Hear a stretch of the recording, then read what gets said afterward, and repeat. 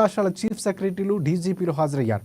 వామపక్ష తీవ్రవాద అంతమే లక్ష్యంగా కేంద్ర హోంశాఖ కీలక సమీక్ష జరుగుతోంది. ఇక 2026 నాటికి మావోయిస్టుల సమస్య రూపుమాపడమే టార్గెట్గా ఈ సమీక్ష సమావేశంలో చర్చలు జరుగుతున్నాయి.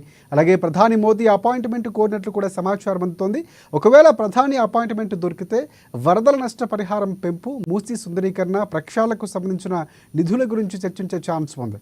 కాగా ఈ సమావేశానికి బీహార్, ఛత్తీస్గఢ్, జార్ఖండ్, తెలంగాణ, ఒడిశా, మహారాష్ట్ర, మధ్యప్రదేశ్ రాష్ట్రాల సీఎంలు, హోంశాఖ మంత్రులు హాజరు కాగా ఆంధ్రప్రదేశ్ నుంచి హోంమంత్రి అనిత, డీజీపీలు హాజరయ్యారు.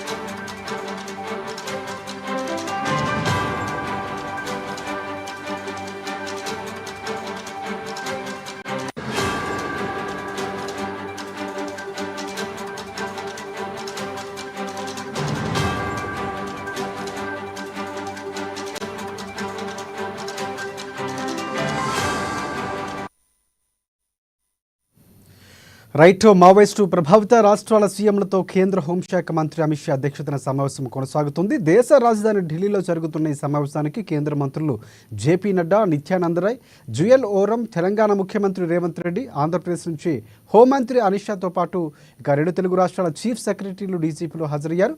వామపక్ష తీవ్రవాద అంతమే లక్ష్యంగా కేంద్ర హోంశాఖ కీలక సమీక్ష జరుగుతోంది. 2026 నాటికి మావోయిస్టుల సమస్య రూపుమాపడమే టార్గెట్గా ఈ సమావేశంలో చర్చలు జరుగుతున్నాయి. అలాగే ప్రధాని మోదీ అపాయింట్మెంట్ కోరినట్లు సమాచారం అందుతోంది. ఒకవేళ ప్రధాని మోదీ అపాయింట్మెంట్ దొరికితే గనక వరద నష్ట పరిహారం పెంపు, మూసీ సుందరీకరణ, ప్రక్షాళనకు సంబంధించిన నిధుల గురించి చర్చించే ఛాన్స్ ఉంది.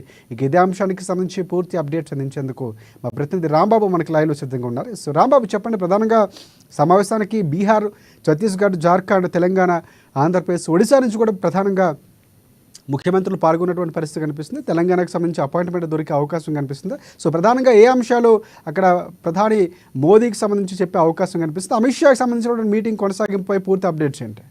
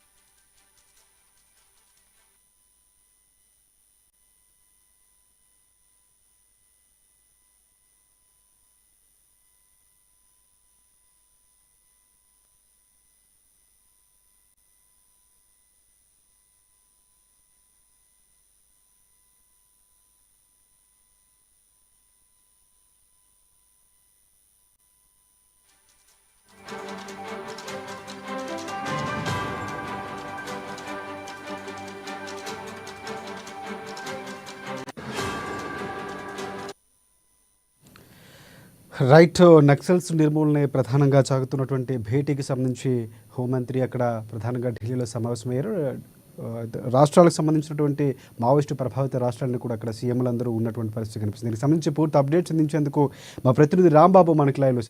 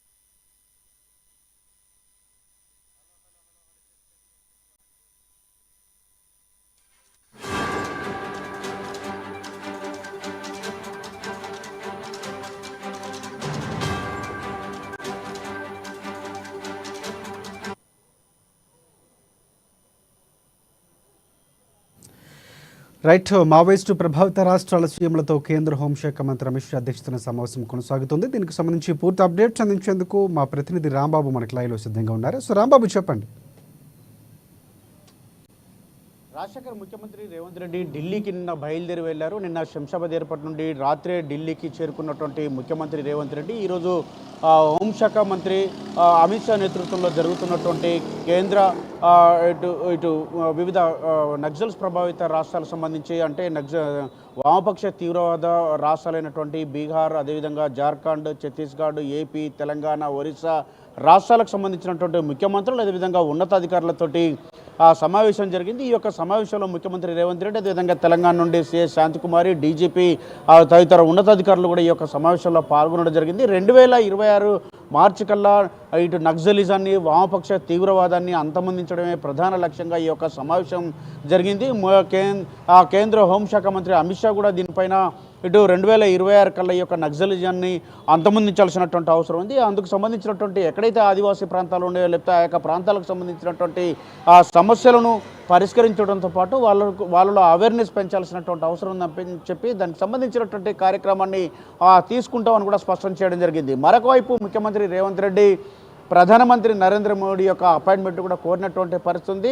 దానికంటే ముందుగా కూడా కేంద్ర మంత్రులను కలిసేటువంటి అవకాశం ఉంది. కేంద్ర మంత్రులను కలిసి రాష్ట్రానికి సంబంధించినటువంటి అనేక అంశాలను కూడా ప్రస్తావించేటువంటి అవకాశం ఉంది. ముఖ్యంగా ఇటు రాష్ట్రానికి రావాల్సినటువంటి అనేక పెండింగ్ నిధులు రావాల్సి ఉన్నది. ఈ నిధులను కూడా విడుదల చేయాలని చెప్పి ఇప్పటికే రాష్ట్ర ముఖ్యమంత్రి ఇటు కేంద్ర మంత్రులను కలిసేటువంటి అవకాశం ఉంది. దాంతోపాటుగా ఆ ప్రధానమంత్రి అపాయింట్మెంట్ కోరినా కానీ అపాయింట్మెంట్ అయితే ఇంతవరకు అయితే దొరకలేదు. ఒకవేళ అపాయింట్మెంట్ కనుక దొరికితే రాష్ట్రానికి సంబంధించినటువంటి ముఖ్యంగా అటు మూసీ పరివాహక ప్రాంతానికి సంబంధించినటువంటి ఇటు ఎవరైతే నిర్వాసితులు ఉన్నారో ఈ నిర్వాసితులకు సంబంధించినటువంటి అంశం పైన ఇప్పటికే ఇటు వివిధ రాజకీయ పక్షాలు అనేక అంశాలను లేవనెత్తున్నటువంటి పరిస్థితిని మనం చూస్తాను.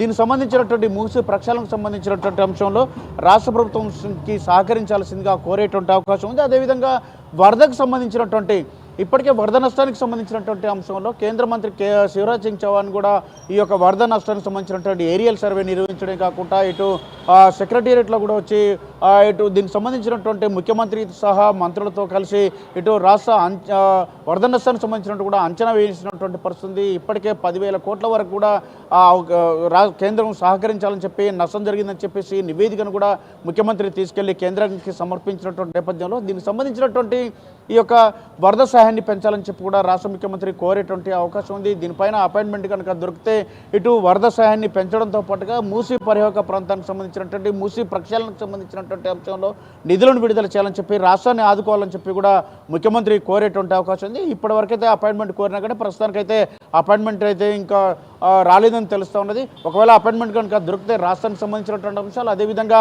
రుణమాఫీకి సంబంధించినటువంటి అంశం కూడా ఇప్పటికే మహారాష్ట్ర అసెంబ్లీ ఎన్నికలకు సమీపిస్తున్న వేళ దీనికి సంబంధించినటువంటి ప్రచారంలో అటు ప్రధానమంత్రి ఇటు తెలంగాణకు సంబంధించినటువంటి రుణమాఫీకి సంబంధించినటువంటి అంశాన్ని కూడా ప్రస్తావించినటువంటి నేపథ్యంలో ఇప్పటికే దానికి సంబంధించి ముఖ్యమంత్రి రేవంత్ రెడ్డి ఒక లేఖ కూడా ప్రధానమంత్రికి రాసినటువంటి పరిస్థితి. దానికి సంబంధించినటువంటి డేట్లతో సహా ఎంతెంత విడుదల చేశాము, ఎంత మేరకు విడుదల చేశాము, 2 లక్షల వరకు రైతు రుణమాఫీ చేశామని కూడా స్పష్టం చేయడం జరిగింది. దాంతోపాటుగా ఇటు మూసీకి సంబంధించినటువంటి ఇటు ప్రక్షాళనకు సంబంధించినటువంటి నిధులు, వరద సాయానికి సంబంధించినటువంటి నిధులను అయితే ప్రధానమంత్రిని కోరేటువంటి అవకాశం ఉంది. అంతకంటే ముందుగానే ఇటు కేంద్ర మంత్రులను కలుస్తున్నటువంటి ముఖ్యమంత్రి రేవంత్ రెడ్డి ఈ యొక్క రాష్ట్రానికి సంబంధించినటువంటి నిధులకు సంబంధించినటువంటి అంశంపైన, పెండింగ్ పనులకు సంబంధించినటువంటి అంశంపైన గతంలో కూడా అనేక మంత్రులను కలవడమే కాకుండా ఇటు పంచాయతీరాజ్ డిపార్ట్మెంట్ కానీ, లేకపోతే గృహ నిర్మాణ శాఖ మంత్రిత్వం కానీ, జాతీయ రహదారులకు సంబంధించినటువంటి అంశంలో కానీ అనేక అంశాలకు సంబంధించి కలిసి నిధులను కోరడం జరిగింది. వీటన్నిటిపైన మరొకసారి కూడా ముఖ్యమంత్రి ఈ యొక్క కేంద్ర మంత్రులను కలిసేటువంటి అవకాశం ఉంది. ఆ తర్వాత రేపు హర్యానాకు సంబంధించినటువంటి ఎన్నికల రిజల్ట్స్ వస్తూ ఉన్నాయి కాబట్టి రిజల్ట్స్ వచ్చిన తర్వాత ఇటు ఎవరైతే అక్కడ కాంగ్రెస్ పార్టీకి ఎగ్జిట్ పోల్స్ అయితే ఇటు కాంగ్రెస్ పార్టీ గెలుస్తుందని చెప్తూ ఉన్నటువంటి నేపథ్యంలో ఆ యొక్క గెలిచినటువంటి అక్కడ కాంగ్రెస్ పార్టీ గెలిస్తే వాళ్ళకు విషెస్ కూడా చెప్పేటువంటి అవకాశం కూడా కనపడుతుంది. రేపు సాయంత్రం తిరిగి ముఖ్యమంత్రి అయితే ఢిల్లీ నుండి హైదరాబాద్ బయలుదేరి రానున్నారు. రాజశేఖర్, ఏరువేత అలాగే ఆపరేషన్ కగారుకు సంబంధించి 2026కే పూర్తి స్థాయిలో నక్సల్స్ రహిత దేశంగా చేయాలన్నటువంటి నేపథ్యం కనిపిస్తూ ఉంది. సో దీనికి సంబంధించి కేంద్ర రాష్ట్ర ప్రభుత్వాల సమన్వయం ఆపరేషన్ కగారుకు సంబంధించి పూర్తిగా, ఎందుకంటే చాలా సందర్భాల్లో కేంద్రం కొంత నివేదిక వెల్లడించింది. సో నక్సల్స్కు సంబంధించి అభివృద్ధి సంక్షేమ పథకాలు ఏవైతే ఉన్నాయి గిరిజనులకు అందేందుకు అడ్డుగా ఉన్నటువంటి పరిస్థితి కనిపిస్తుంది. సో దానికి సంబంధించి కార్యాచరణకు సంబంధించి ప్రధానంగా అక్కడ సమావేశంలో చర్చించే అవకాశం ఉందా? నక్సల్స్ ప్రభావిత ప్రాంతాల్లో ముఖ్యంగా ఇటు 5-6 రాష్ట్రాల్లో ఈ యొక్క నక్సల్స్ ప్రభావిత ప్రాంతాలైనటువంటి మనం ఇంతకు చెప్పినట్టుగా ఇటు ఛత్తీస్గఢ్ కానీ, లేకపోతే ఒరిస్సా కానీ, తెలంగాణ, ఏపీ, జార్ఖండ్, బీహార్ తదితర రాష్ట్రాల్లో నక్సలిజానికి సంబంధించినటువంటి ఇటు వామపక్ష తీవ్రవాద ప్రాంతాలైనటువంటి ఈ యొక్క రాష్ట్రాలను ఇప్పటికే దీనికి సంబంధించినటువంటి ఏ అంశాలను పరిగణలోకి తీసుకొని ఆదివాసులు కానీ, లేకపోతే అక్కడ ఉన్నటువంటి ప్రజలు కానీ ఎవరైతే నక్సలిజన్స్కి అట్రాక్ట్ అవుతూ ఉన్నారో, లేకపోతే వామపక్ష భావజాలంతో తీవ్రవాదం వైపు వెళ్తూ ఉన్నారో, అలాంటి మావోయిజం వైపు వెళ్తూ ఉన్నారో అలాంటి వాళ్ళకి సంబంధించినటువంటి వాళ్ళందరినీ కూడా అవేర్నెస్ పెంచాల్సినటువంటి అవసరం ఉంది.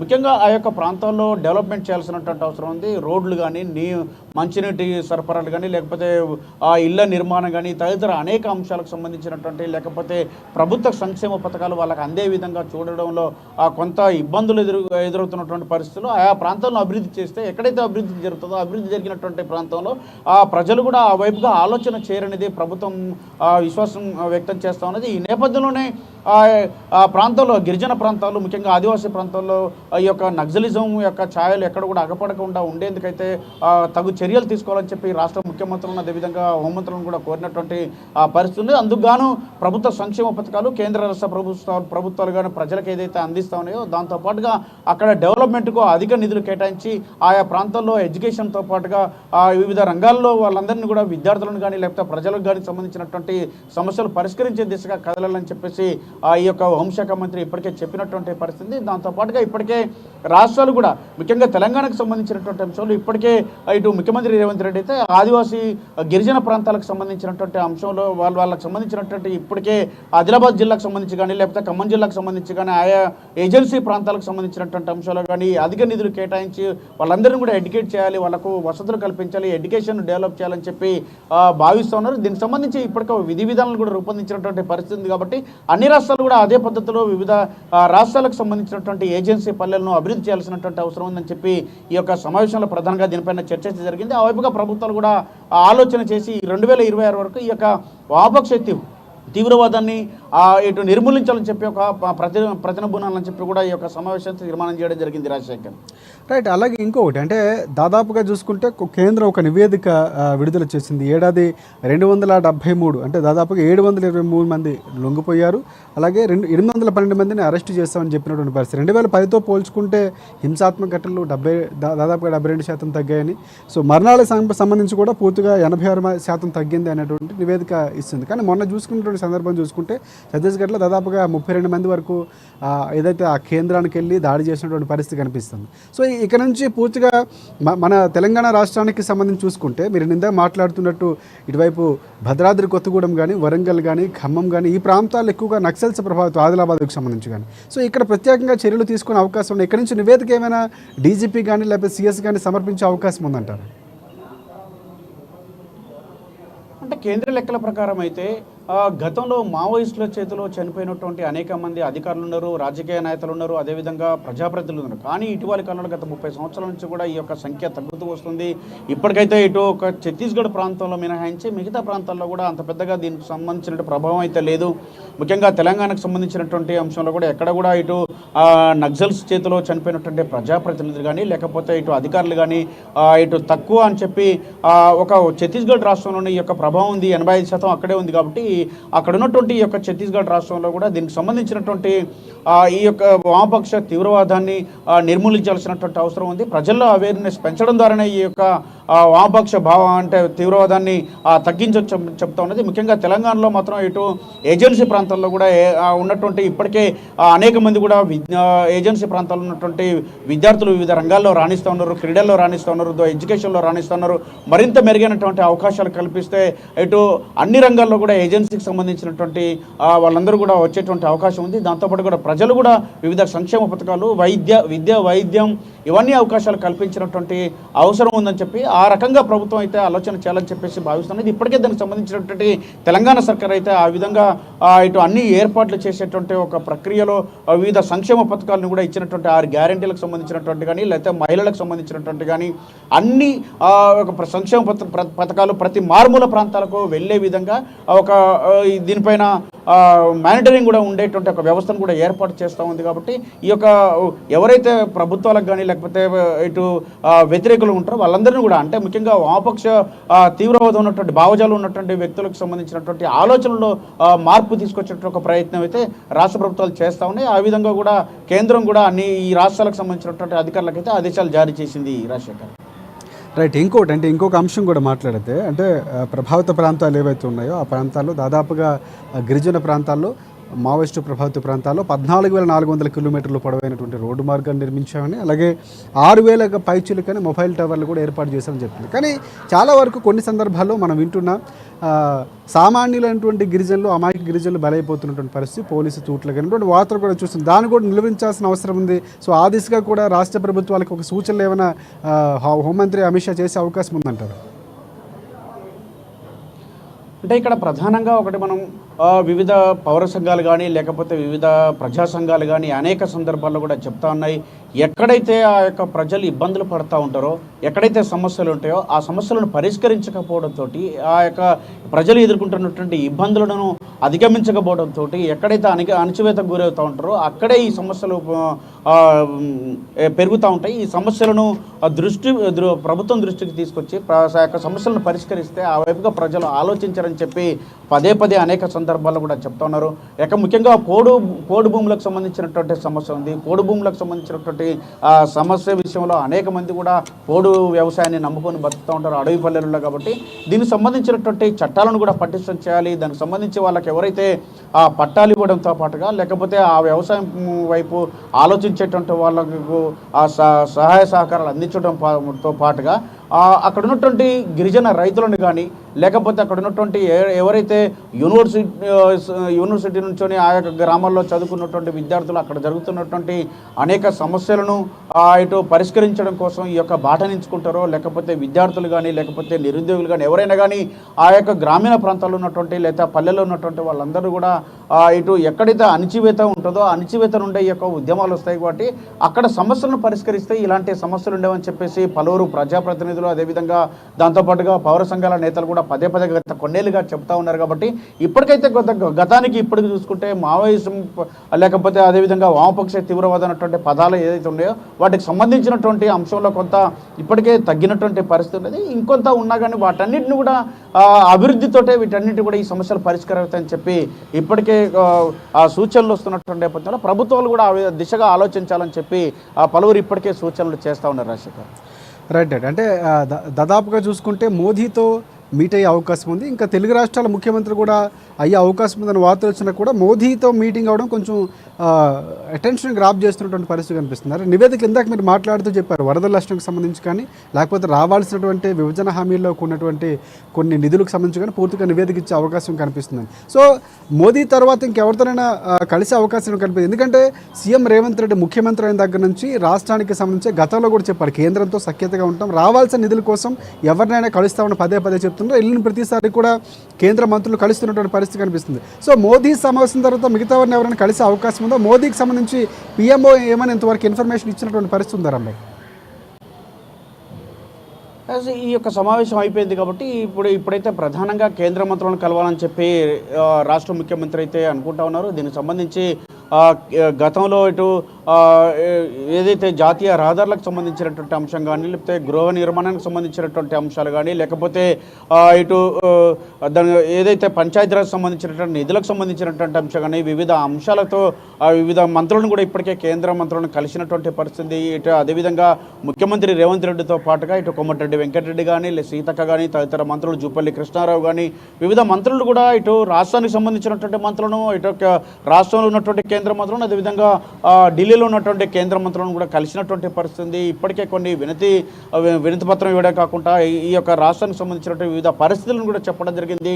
10 ఏళ్ల తర్వాత ఇటు తెలంగాణ ఏర్పడ్డ తర్వాత 10 ఏళ్లలో బీఆర్ఎస్ సర్కార్ ఉంది. ఆ తర్వాత ఇప్పుడు వచ్చినటువంటి కాంగ్రెస్ సర్కార్కు నిధుల లేమితో ఇబ్బంది పడుతూ ఉన్నది కాబట్టి గతంలో పెండింగ్లో ఉన్నటువంటి నిధులను విడుదల చేయాలని చెప్పి దాంతోపాటుగా రాష్ట్రాన్ని వివిధ రంగాల్లో ఆదుకోవాలని చెప్పి ముఖ్యంగా ఇటు రాష్ట్ర ప్రభుత్వం తీసుకున్నటువంటి కొంత సంక్షేమ పథకాలకు కూడా కేంద్రం సహకరించాలని చెప్పి కూడా కోరినటువంటి పరిస్థితి. ఇప్పటికే దానికి సంబంధించి కూడా కొంత సానుకూలమైనటువంటి వైఖరి వచ్చినా కానీ దానికి సంబంధించిన నిధుల రూపంలో ఇంకా రాలేదని చెప్పి వాటికి సంబంధించి నిధులను విడుదల చేయాలని చెప్పి కూడా కోరేటువంటి అవకాశం ఉంది. మరొకవైపు ఇటు ప్రధాని నరేంద్ర మోడీ కనుక కలిస్తే వరద సాయానికి సంబంధించినటువంటి అంటే కేంద్ర మంత్రి శివరాజ్ సింగ్ చౌహాన్ ఇప్పటికే ఇక్కడికి వచ్చిపోయినటువంటి పరిస్థితి కాబట్టి ఈ నిధులకు సంబంధించినటువంటి వరద సాయాన్ని 10,000 కోట్ల మేరకు ఇక్కడ నష్టం జరిగిందని చెప్పేసి ఇప్పటికే ఇటు రాష్ట్ర ప్రభుత్వం యొక్క నివేదికను అయితే పంపించినటువంటి పరిస్థితి కాబట్టి ఇప్పటికే 416 కోట్లు మాత్రమే ఇప్పటికీ రాష్ట్ర ప్రభుత్వానికి ఇటు విపత్కర పరిస్థితుల్లో అంటే ఈ యొక్క నిధులను 416 కోట్లను అయితే విడుదల చేసినటువంటి పరిస్థితి కాబట్టి 10,000 కోట్లు ఎక్కడ